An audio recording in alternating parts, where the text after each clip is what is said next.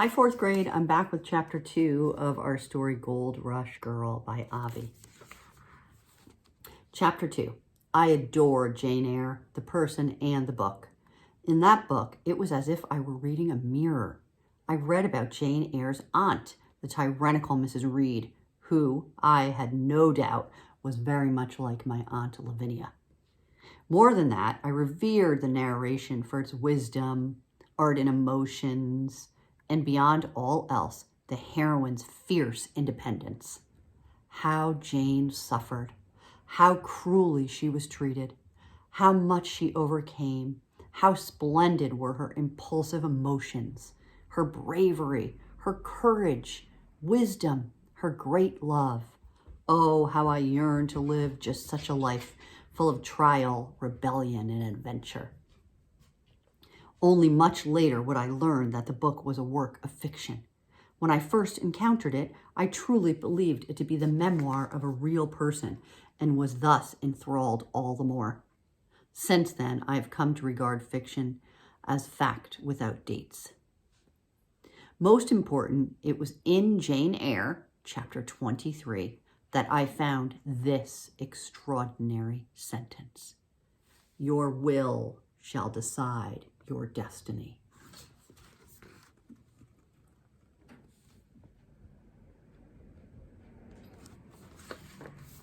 Those words became my guiding light, my ideal. Oh, how I wished my will could decide my destiny. The more books I read, the more convinced I became that I must grow up to date in all my thoughts and live a life of independent and heightened sentiments. I began to appreciate that the smartest thing I could do was to acknowledge how ignorant I was. I saw old Providence as far too passive, with nothing spirited or fresh. I yearned to be free of Aunt Lavinia's rules. How grand, I thought, to be caught up in a mystery, strong feelings, and adventure like Jane Eyre, to live a life written with explanation points. Increasingly resistant to my aunt's opinions and rules, I came to think of her not merely as a controlling force, but as a bully. When I turned 13, I looked up the word teen and was much pleased to discover that the early meaning of this term was angry, vexed, and enraged. Thus, being, as it were, licensed by my dictionary, I chose to become fully teen, which to me meant I had to move beyond Sheldon Street. How can I best express this? Since Rhode Island is a sea-going place, the state's symbol is an anchor.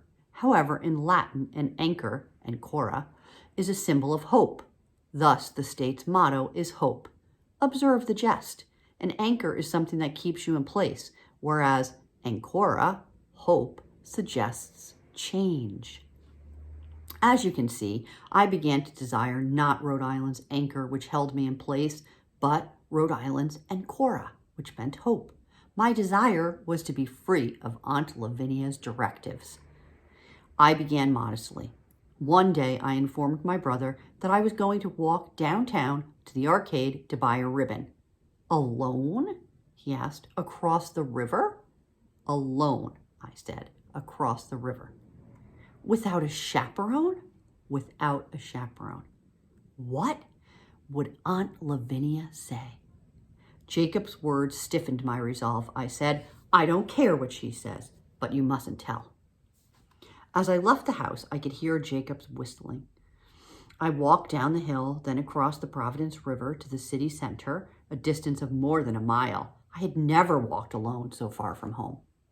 Despite my resolution and my desire for rebellion, I was quite nervous, and I walked with care, acutely aware that I was an unchaperoned girl, rare for someone of my station. Also, everyone was a stranger, and these strangers were mostly men. Feeling that every male eye was upon me, and that those eyes were malevolent, I kept my gloved hands clasped and my eyes straight forward, pretending not to notice anyone. I managed to find a shop, quickly purchased a yard of blue ribbon, and went straight back home, altogether thankful for when I reached it. Upon my return, such was Jacob's relief that he hugged me. You were gone so long, I almost went to save you, he confessed. I did not tell him of my own unease or my sense of triumph. Yes, that dictionary of mine told me there were many synonyms for freedom: liberty, self-determination, autonomy. But as far as I was concerned, the most exciting meaning was boldness. Perhaps the best illustration of my life at the time was my weekly dancing lessons.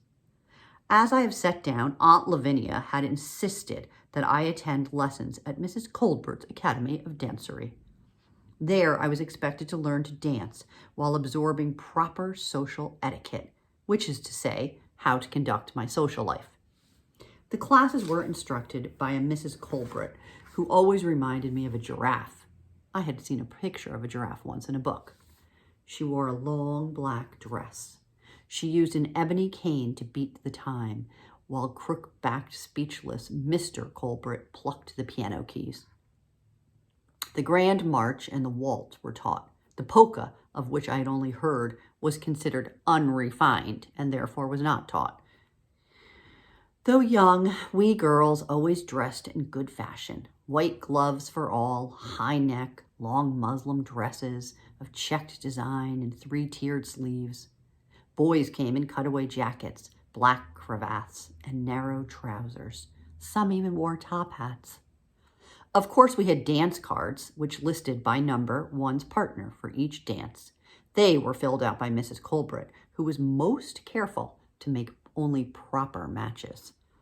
Note, I was told to bring these cards home so that Aunt Lavinia might inspect them and evaluate my dance partners. The byword at the dancing school was serenity, with no display of emotion. I can well recall Mrs. Colbert's reminding us, attention should be particularly paid to giving the hands in a proper manner, to avoiding affection in doing so, to keeping the untied hands at a height suited to both parties, shunning the slightest grasping or weighing upon another to avoid twisting your partner. The lessons were followed by formal tea, during which we were required to make polite conversation. Needless to say, we girls were never to initiate a conversation. Mrs. Colbert had directives about conversations, such as, don't talk in high, shrill voice. Avoid nasally tones. Cultivate your chest voice. Learn to moderate your tones.